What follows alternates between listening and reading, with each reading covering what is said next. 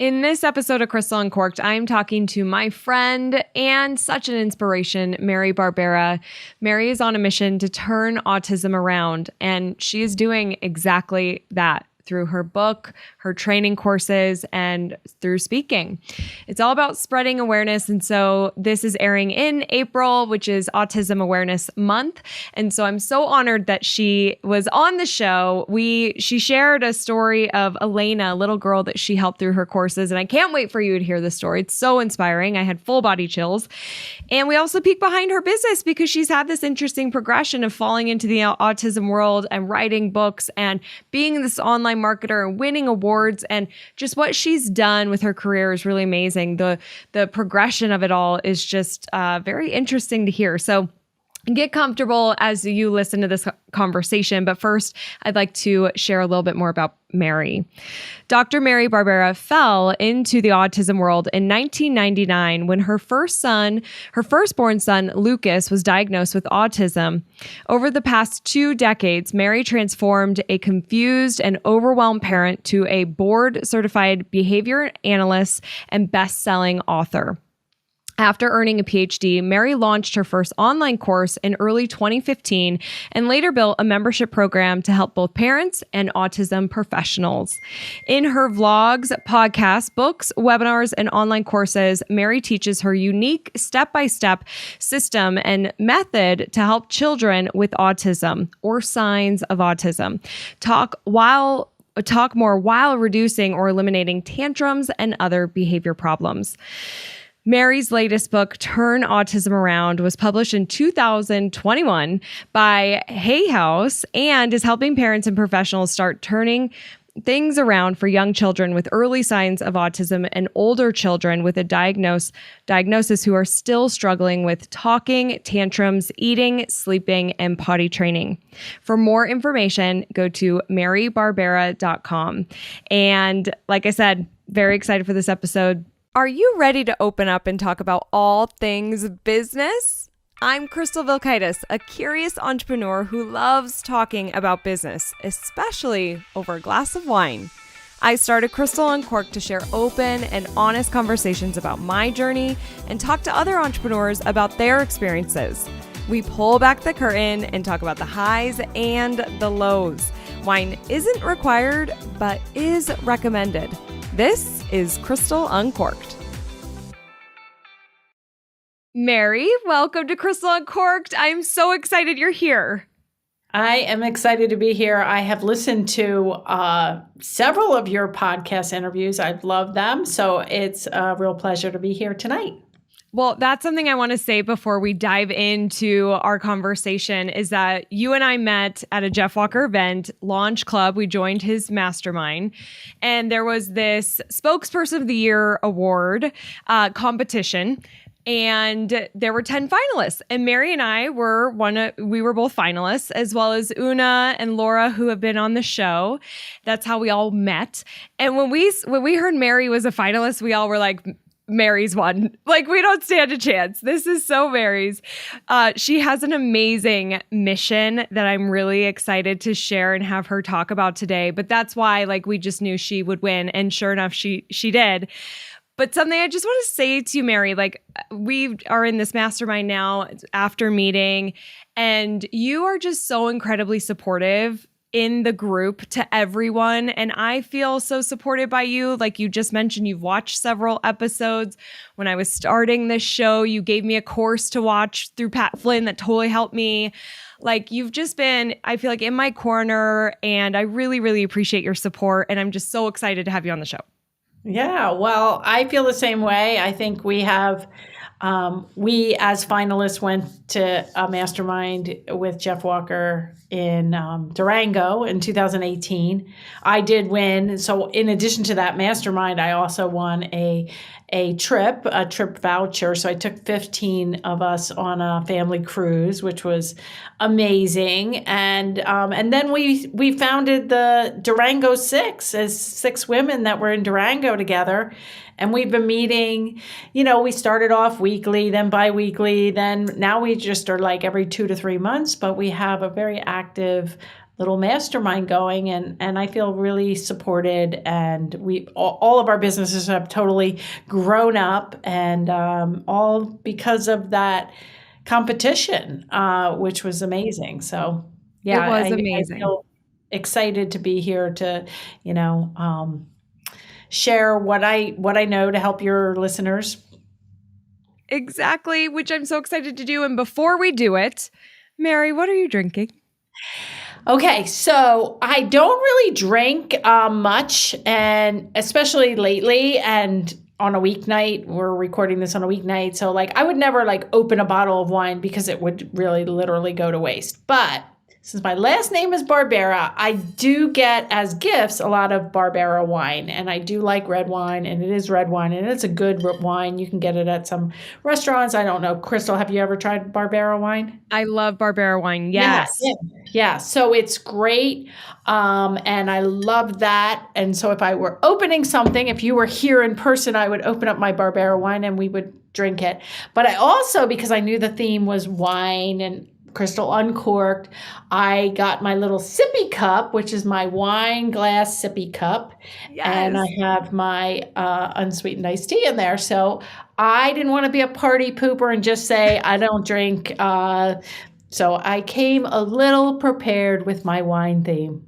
You so did. Mary, I have to get one of those sippy cups. Like, I want the Crystal Uncorked logo on it. Like, that is so fun that it's a wine glass. Perfect. Yeah. Yeah, for anybody who's... You could even send it to your guests as like a little parting gift. Oh my gosh, totally doing that. For anybody that's listening to this, you obviously can't see it, but it's like a wine glass inside of a sippy cup. It's so brilliant. And it's plastic, it's travelable. I think I won this. I play bunco with my women friends once a month. Well, I used to before COVID, but I think I won this I'm actually very lucky. I win a lot of competitions. I won my Apple Watch in an auction once. I like win stuff, which is amazing. So that is amazing. Oh my gosh, that's a fun fact I didn't know about you. Oh, well, I love it. Well, I'm glad that you came prepared. I am drinking a Cab. No shocker. I'm a big Cab person. It's from Paso Robles. The Dow is the winery, which I haven't been to, but I've heard it's like epic view in Paso. And so cheers, Mary. So glad that you are here. Cheers. And Mary, so you have had an interesting progression in your career. You kind of fell into the autism world, and then you wrote a book, and then you became an award-winning online marketer. So will you take a step back and share with my audience, how did you fall into the autism world?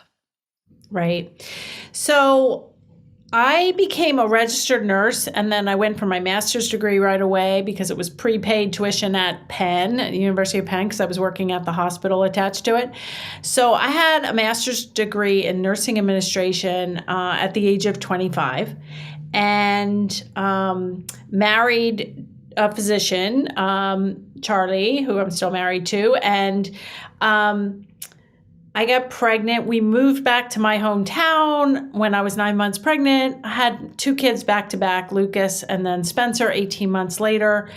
And at the time, I had already done some speaking, some research, some publications in the nursing field in areas like shift to shift report, like the 7 to 3 shift, giving report to the 3 to 11 shift. I did publications on nursing retention and time management, and they were all very administrative, behavioral, making systems better, I also worked in the neuro field with neurologically impaired patients and spinal cord patients. I worked in rehab, so there was multidisciplinary teams and goals, and working with occupational therapists, speech therapists, PTs, so helping patients who had strokes or head injuries get more independent with self-care, learn to talk again. There was some, bowel and bladder issues with just about every neurologic patient. So my whole nursing career actually set me up And I thought after I had my kids, this actually is in my first book, The Verbal Behavior Approach, which was published in 2007. I say I was at an icebreaker, 2 little kids and no autism in the picture that I knew of. And we went around the room saying what we used to do for a living, because we were all stay-at-home moms at the time, and what we were planning to do. So I was like, I was a nurse manager. And after my kids were a little older, I planned to go back into the nursing field, not nursing. I was going to go back and get my PhD and research, present, publish in some yet to be determined field. In my mind, that was going to be nursing, but I was going to study, systems and change and that sort of thing. So anyway, flash forward to had baby Spencer. Lucas is 18 months. He starts to actually regress. He's completely unaware of the baby. We could have brought a plastic doll baby home and put it in the crib for as much as he would, little kids. I mean, it's hard for 18-month-old to comprehend, like mommy's having a baby or something, but it wasn't even like on the radar. Was, he was obsessed with his pacifier, obsessed with watching Barney on TV, wasn't sleeping well, wasn't eating well, and then it's winter and I just had a new baby and, the kids get sick and you're just like, okay, is this a reaction to the baby? And every kid goes through phases. And so at 21 months, my husband mentioned the possibility of autism. And this is back in 1998 when autism, there's no Facebook, there's no Google, there's no, nobody talking about it. The rate of autism was like 1 in 500, which is still a major increase from the past, but it still wasn't like every other child had something going on. Right. And so I told him on that day he dropped the A word, that I never, ever wanted to hear the word autism again. Lucas had some words. He was warm and cuddly with me. He didn't have it, shut him down, went into a deep state of denial. And then Lucas continued. I mean, he made some progress. And then you're like, okay, is this a phase? And but, we started him in speech therapy. We started him in typical toddler preschool. He wasn't like biting anybody. He wasn't throwing a fit. He really had a very even-keeled, laid-back personality from the start. So even though he was really language impaired, he wasn't a very fussy kid. He didn't cry a lot. So then that's confusing too. And you're like hoping it's just a speech delay. But, at some point it got to be like, okay, I need to at least look into the possibility. And when I looked into the possibility about autism, started reading a couple of books, I was just like, oh my God, he has it. And he has all the symptoms. And there's so much I could do and I could have done at 21 months. And so then I was mad, because everybody, the speech therapist didn't say it was autism. The pediatrician blew me off, and so like, it wasn't just me. There was a lot of false reassurance and even like what to expect when you're expecting or what to expect the toddler years. In those books, at least at the time, it was like completely unaware, rocking. Like that wasn't Lucas. Lucas was going to typical preschool, so it was confusing. So anyway, totally.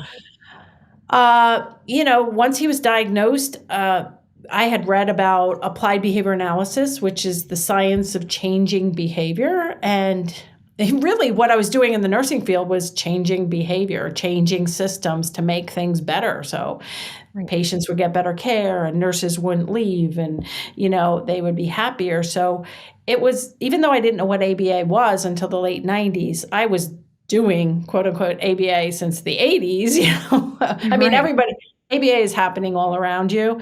So there's actually a lot of controversy about ABA. Like ABA is also like a package for children. And, in the past, like even with regular parenting, in the past, kids were spanked in some households or even at schools. And, like there's a kind of a lot of baggage around the first forms of ABA, but it's also a science that's happening all around us every single day. So when people say, oh, I don't like ABA, or even some people accuse ABA of be abuse, like my kind of ABA is really just child-friendly, very centered on any delays.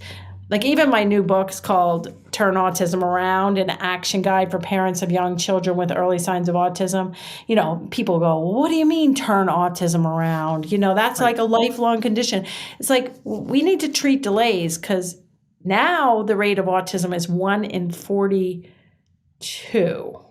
Wow. And it's a big difference. Yeah, from 1 in 500. And so now we have not only denial, we have waiting lists for evaluations, waiting lists for diagnosis, waiting lists for treatment, all over the place. Now there's really no stigma. If there's 1 in 40, there's, everybody listening, even though the show is about entrepreneur, Right. It's very likely that your listeners all know somebody with autism, or a toddler who's showing signs of autism, maybe a toddler who has speech delays and you don't know if it's autism, or maybe they have a preschooler with ADHD or sensory processing differences. And now with COVID in the mix, forget it. It's just COVID, waiting lists were already pre-COVID 9 months to 2 years for an evaluation in the United States. Wow.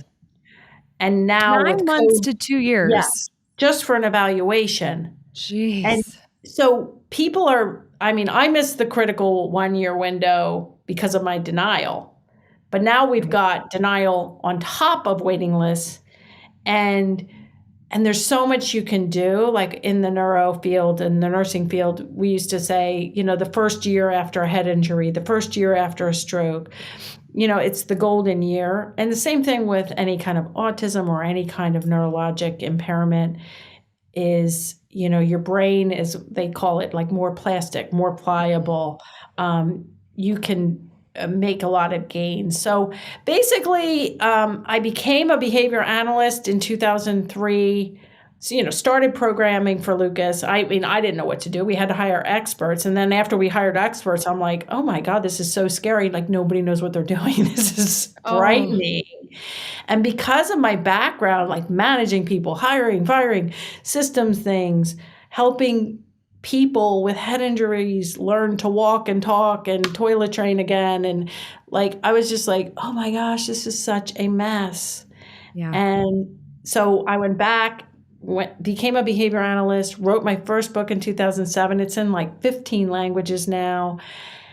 Then I had to figure out how to promote a book, how to write a book. I learned so much online, and then went on to earn a PhD in 2011. And then people were like, well, what are you going to do now with your PhD? And I said, I need to figure out how to get my message out online, because I was traveling around the world speaking on autism. I was going door to door with a lot of people that gave me video permission actually early on, starting in 2010.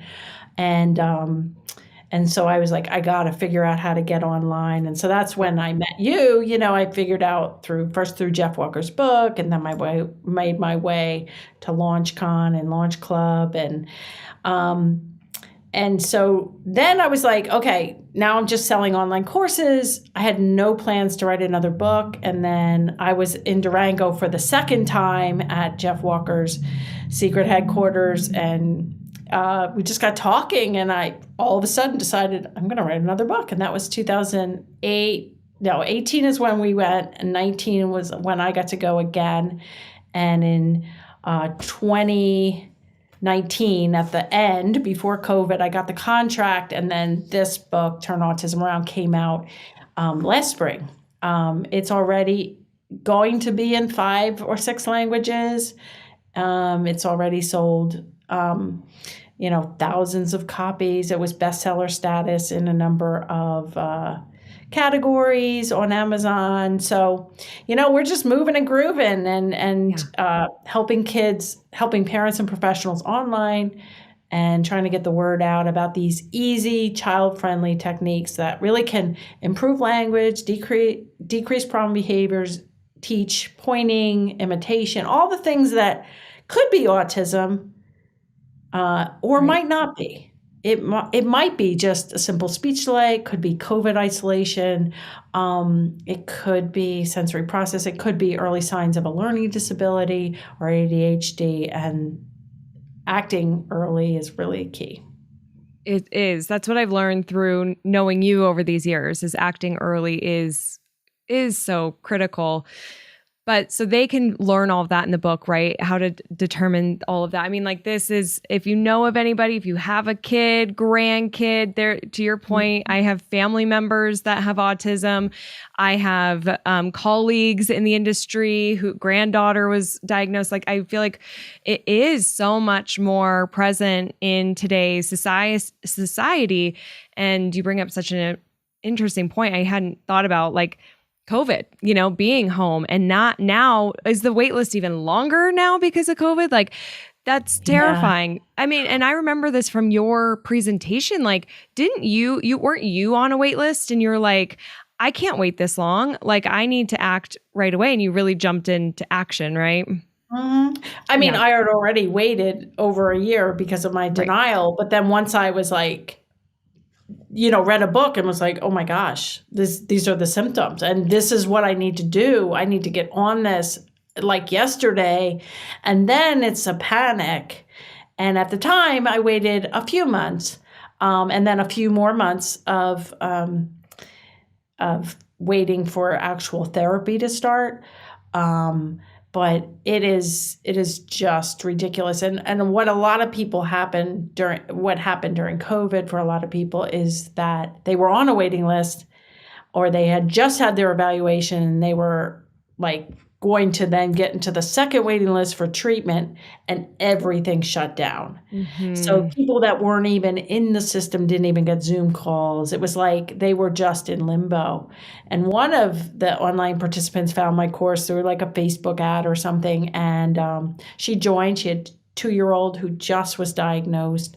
And she joined my online course, and one of the little exercises, homework, we don't collect it at this point, but you set a timer for a certain period. She set a timer for an hour, and she got 2 words out of the little girl in that hour: mom and doggy.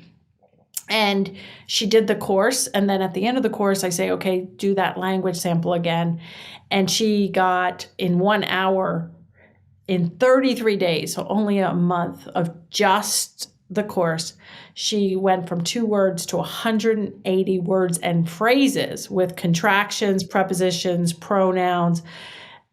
I mean, she was like the roof blew off. I mean, and there was no confounding, well, she was getting a little OT or speech. No, she was getting nothing. She didn't leave the house. She had a 2-year-old and a baby, and mom trapped inside, and a husband that was a police officer that was leaving and coming back. But she didn't take the girls even to the grocery store. Wow. There was nothing else. And so I ended up writing up that as a case study white paper. So I just published that on 2/22/22, which was this little girl. Her name is Elena, and she's in my book. And Elena turned 4 on 2/22/22 when I published a case study just by accident. I interviewed her mom for my podcast. I know. And she is now 2 years after treatment, fully conversational, in typical preschool, 0 support, miraculous. And I don't say miraculous very much, but even, I mean, I know my stuff works, but like, what? Yes. What happened? Right. Just watching the course. Really? Oh, man. That is amazing, Mary. Just insane chills as you're talking about that. Thank goodness for your course during the lockdown, and that she found this course. And that's your whole thing. That is your mission, to get the word out. You can help turn autism around. That's why the book is called that. You have proven methods. And I'm just so grateful for all the parents out there and children that you are here to help support them, because I can't even imagine, we don't have kids, but I can't imagine that's got to be terrifying for the parent, and you're grasping at straws and just trying to help your child. And so I'm so glad that you have, Yeah. we have you. All these same techniques. I mean, even if you have a typically developing 18-month-old, 2-year-old, these are easy activities: potato head, a shoebox, pictures of mommy and daddy, insert puzzles. These are all just really good ways to engage your child.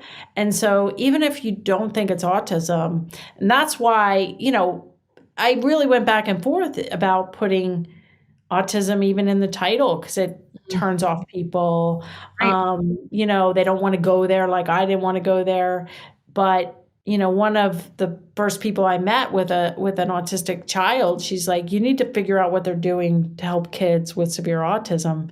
And that's, it's working for kids with severe autism. It's going to work for your child, who I thought at the time was just speech delayed. But these are, it's not going to hurt anything. And besides the wait list getting longer, also everybody has masks on.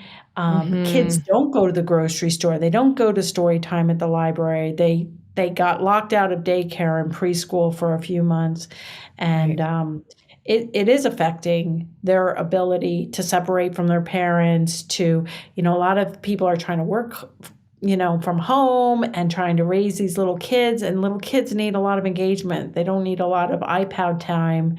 Right. And that's what kids are getting, and I'm not here to judge, because, right. Lucas gets a lot of, and always has, but these restrictions and measurements are certainly affecting development. Absolutely. Well, thank you for taking us through that journey and for what you do. It's so incredible. And I love hearing these stories. I feel like I could listen to all your success stories for like hours and hours. It's so inspiring.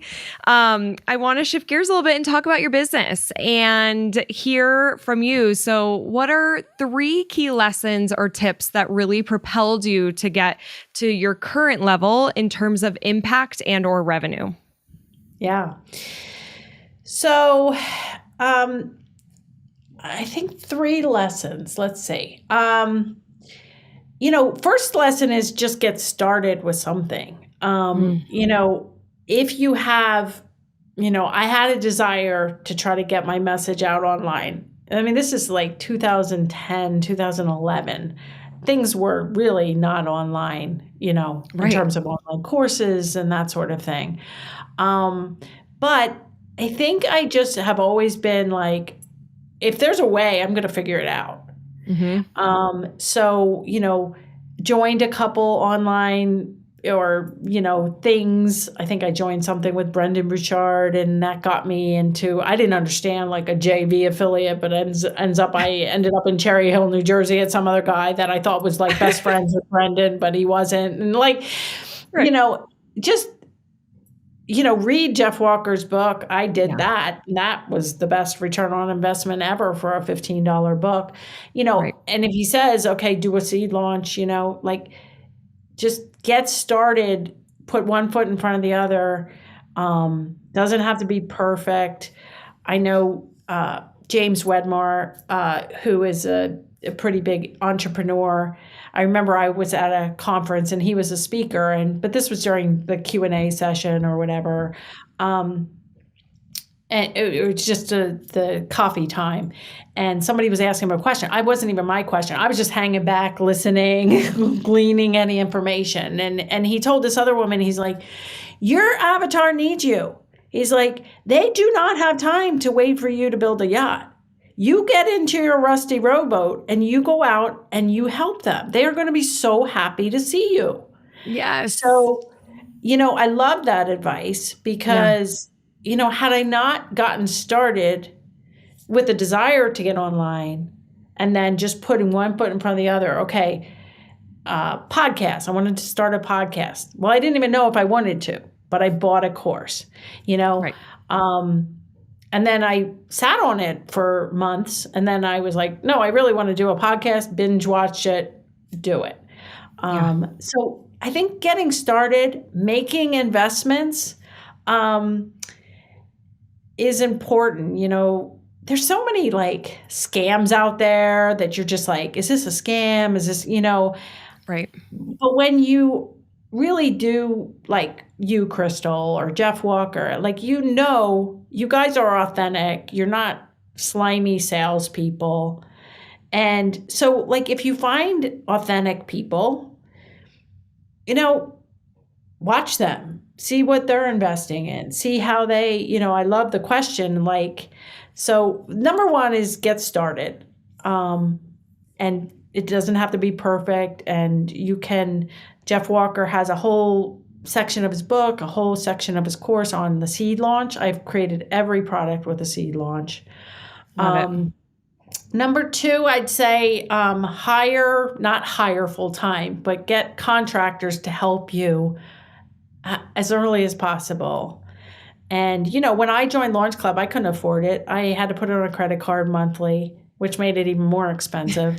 Right. I mean, could I have, I could have probably, but it's okay to kind of, all right, is this going to be worth it? Like now I am actually, I have a contract with a software developer. That's going to be a big investment. I don't even know what investment is going to be, but at this point, I want to get somebody that can help me get there quicker, faster, more expedited, more efficiently, because I have a big message. Yep. And people need it. Yep. So hire, contract, great book. I know Crystal has recommended it. Crystal's given me a lot of great recommendations, but who, not how. Just find the who to help you get it done. Like if I would have not hired to have somebody do a website, to have somebody do funnels within Infusionsoft, I'd still be spinning my wheels. Totally. Yep. So get started, hire fast. And I only have one full-time employee and myself. At some points, I had 3 of us, 2 others and myself. I don't have a huge team. I have, probably 10 contractors and agencies. And I, if the software takes off, if a couple other initiatives take off, I am going to have to hire bigger. And I'm going to have to hire somebody that can manage all the bigger people too, because I can't get into the weeds. And then I think my final lesson is the quicker you can get to recurring income, the more stable you will be and the more you'll be able to scale. So, Jeff Walker's world, and I'm still in it. I'm actually in his mastermind now. Is very much about launching, and with launching comes, peaks and valleys. And with my system, my approach, it's like people in all parts of the world. We have purchasers from over 90 countries. People in all different time zones, all different languages need my course right this second. Yep. And so I was never comfortable launching twice a year. Right? Exactly. And so I have been completely on evergreen, and for over 3 years, I have not done any live launching. I haven't even done any live promotions. I will redo a webinar, but I'll do it into the camera and I'll pretend I'm live. Like literally, we don't do live stuff because even if we were doing this live, I mean, if one of us really goes off or there's, coughing and, you can't really, I mean, it's fine live. I have no problem going live. It's just all the back end mess that it creates. And now once I have this very standard system of evergreen, the other thing I can do really well, because I'm all on evergreen and recurring, is I can scale my ads. So I've had some ads going for years, and you can scale very easily. So right now I'm almost done. I'm ready to launch a mini course for the first time. So my 2 courses that I offer are $497. And then this is the first time I'm doing a mini course. It's called No More Timeout. And it's for young kids, 1 to 5, who, you want to teach them in a very positive, child-friendly way. And timeout is one of the most overused and incorrectly used strategies in the whole world for kids. I want no parts of timeout. And so in the mini course, I basically go deep with not only why you shouldn't do it, but what you can do instead, and some easy techniques to really prevent any kind of problem behaviors and turn that around. Nice. With the idea that really, if you want to go fast and you want to be as expedited as possible, the online course is your best avenue. But you can also get very similar information in my book, Turn Autism Around. So there's price ranges of the book, which you can get a free Kindle or Audible, and you can get free book resources, read the first chapter, so there's you can loan the book from the library. So there's free. I do podcasts every week that are free, lots of video blogs. One of my YouTube, I have over 100,000 subscribers. I got a, I don't know if you can see it. That one. Your YouTube plaque, where is it at? There it is. There. It's for Look at that beauty. 100,000 subscribers. And, one of my videos, Is It Speech Delay or Autism, has 1.1 million views. Wow. That's awesome. So there are a lot of free stuff, a lot of very low cost stuff with my book, and then $497. And now that middle mini course, I think, is going to really do well, because a lot of people, they want to tiptoe in, but a whole course and the money and the time, they want to see, I think there's a lot of people there that want to dip their toe a little bit in before they fully immerse. Right. Totally.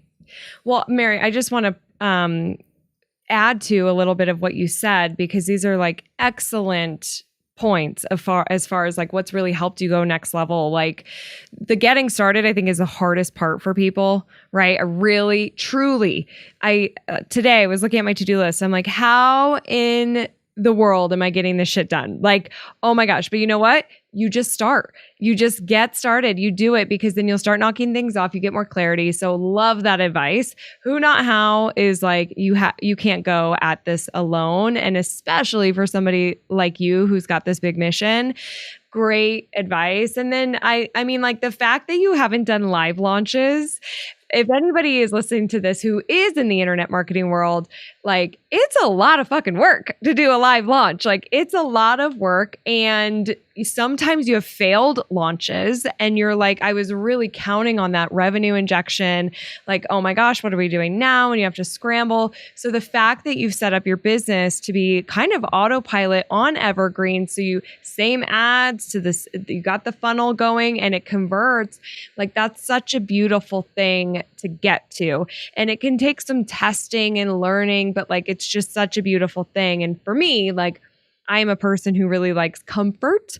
And so having your secure revenue, you know, like this is working, it gives you some of that confidence and frees you up to do some of the other things that you're more passionate about. Like you getting out there, speaking on podcasts and just sharing your mission is more important than doing all these live launches all the time and kind of working behind the scenes. So those are awesome tips for the audience. And Mary, I want to know, I'm sure that you have a lot of these, I would imagine, but can you tell me one crazy story that's happened to you over all these years? I mean, I think just winning actually that competition, all right. So I read Jeff Walker's book called Launch, which was published in 2014.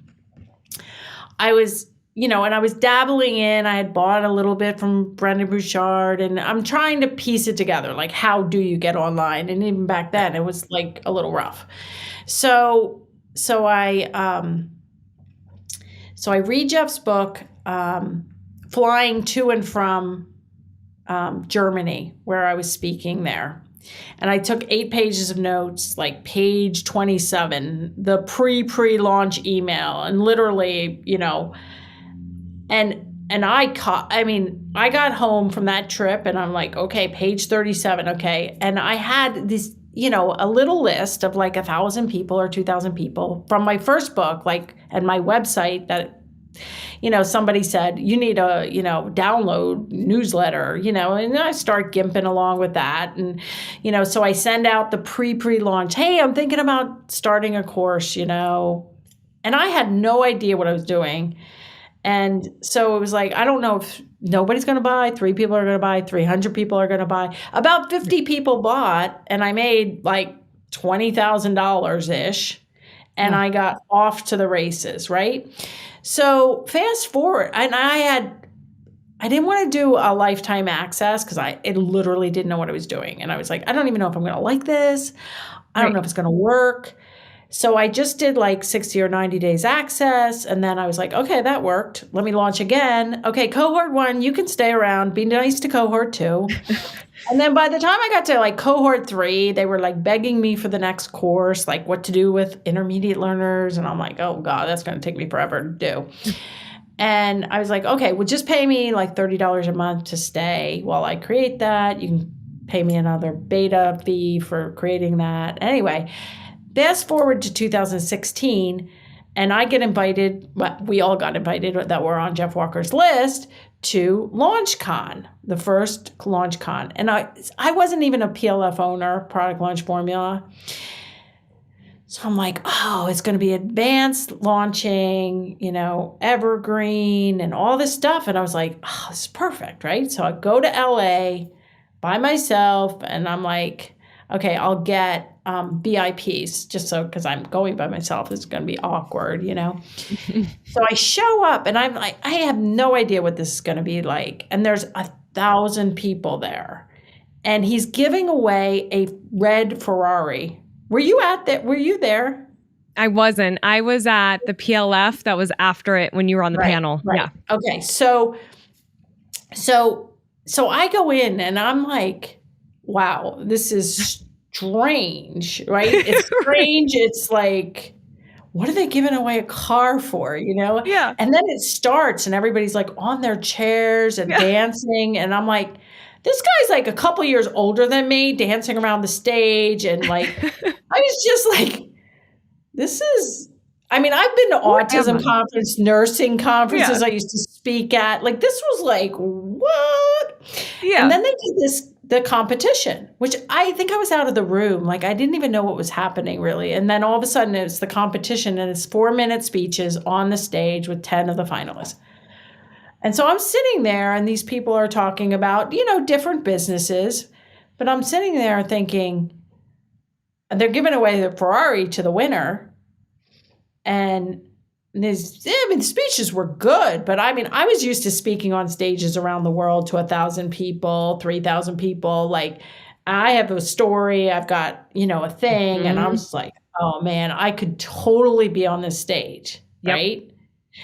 And so the only reason I joined Launch Club was, and they gave away the second place to all the finalists, which was a Durango Mastermind. I had no interest in the car, really.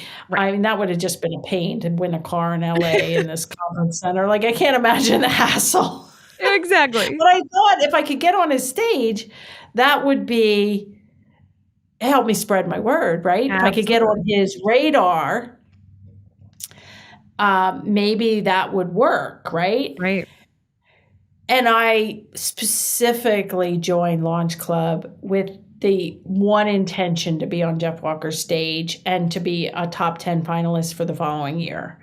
And then I got on his stage in the spring when you went, and then I got on the stage as one of the finalists, and then I ended up winning the whole thing. But my real prize was getting on Jeff's radar, which has been huge. Yeah. And like, he introduced me to read from Hay House, and my book's published by Hay House, and I know Jeff personally. I can text him, not that I do all the time, but, Right. I feel like his support and his connections and his stage has really propelled me in a lot of ways. But I mean, that's a pretty crazy story because you're Yeah. just like, what is happening? Yeah. I could just see you, like knowing you over these years too, in our mastermind. Like a lot of us are kind of woo woo, and we'll talk about like woo woo stuff and astrology and feelings and visualize. And Mary's like doctor, like get to it. And so I could see you walking into this being like, what is going on? And then how wild all of a sudden you're like, nope, that's going to be me. Next year I'm up there, And you did it and you won. And I mean, like there's just been so many ripples to that whole event and to Jeff Walker, and such a fun story. I love that story so much, Mary, and I'm so glad that you did it, because that's how we met. We wouldn't have ever met. I know, exactly. What is a secret weapon, hack, tool, and or app that you use that you're willing to spill to my audience? Well, I was just thinking today, like Zoom, what would we do without Zoom? Like I am on Zoom all the time. I was pre-COVID and post-COVID.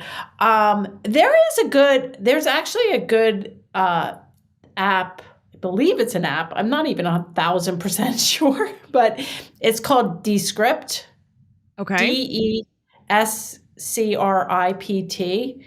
And Jeff Walker told us about it somewhere when COVID shut down, and he had to like create a live launch quickly. And what Descript does is it basically transcribes your videos for like a monthly or annual fee, but it's really cheap. And I think it also does like closed captioning. I don't know. It does. I don't personally use it, but I know my team really does. And I know that was kind of a game changer, because before that we were like doing Rev or Temi, but Descript really is what we do. We put, like with the software developer guy, we had done a call with him a couple weeks ago when we were interviewing candidates, and we recorded it. And so today, in preparation for the meeting, I don't want to have to watch that recording. I don't even know what I said. It was brainstorming and whatever. So I asked my assistant, I'm like, can you put it through Descript and make an agenda for today's meeting so that we're not like all over the place? We didn't even know we were going to select him, because it was just an interview. And he got me talking, well, what are you thinking? And I started babbling. And, so today we recorded the meeting again, but Rachel was there to take notes. So I don't think we're going to have to Descript it and everything, but I think running things through Descript and then picking out things to repurpose, things to make an intro for, has been a game changer. I am so going to use that, because it makes me think about how like next week I'm going to be on vacation. So my marketing team is going to have a meeting without me. So I'm like, we'll record it. But then I could probably read it a lot faster and be caught up. And I think about the training we do for our retailers. So, some people like to watch, some people like to listen, and some people like to read. So for anybody who is creating any kind of training or meetings, delivering that content in the different ways that cater to that type of person, it just makes it so much more helpful. So I've got to check out Descript. I haven't heard about that one. That's awesome. Yeah. And we transcribe everything, like all of our courses, all of our podcast blogs. We do a lot of repurposing. So, transcribing is key for us. And when we want to edit something or redo it, especially if you're working with a team. But Descript has been and it's not that expensive. Awesome. Thanks for spilling. It's our segment, kind of like spill the tea, but spill the tip. And can you imagine if I would have just said Zoom? Because I know. Yeah. Zoom is my special trick. It's my secret weapon that nobody knows about. Oh my God, that's so funny. Mary, tell people how they can find out more information about you.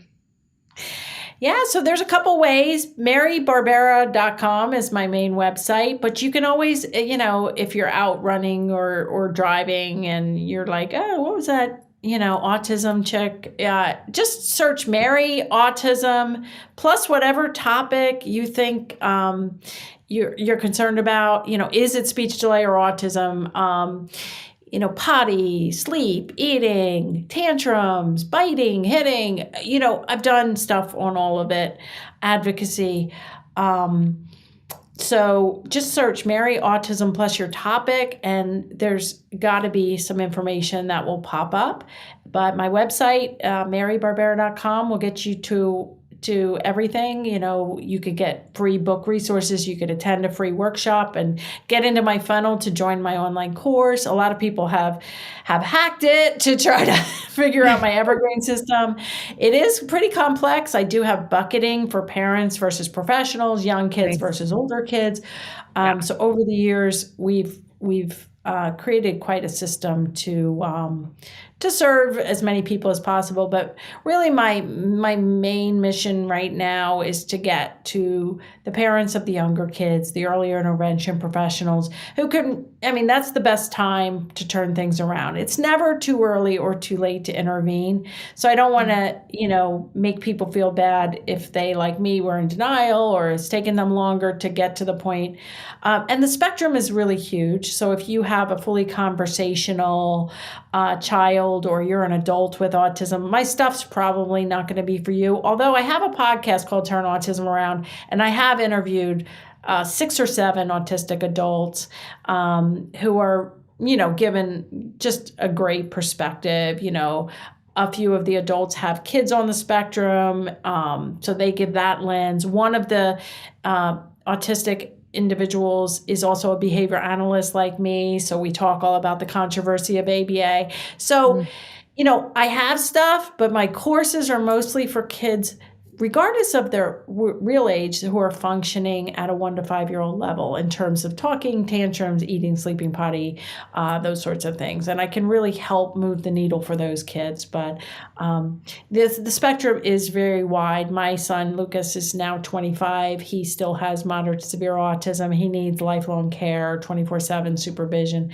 And my other son, Spencer's in med school. So all of these techniques work for everybody, being positive, being systematic, assessing the situation. Being a behavior analyst, I think, is really helpful in terms of running my business as well.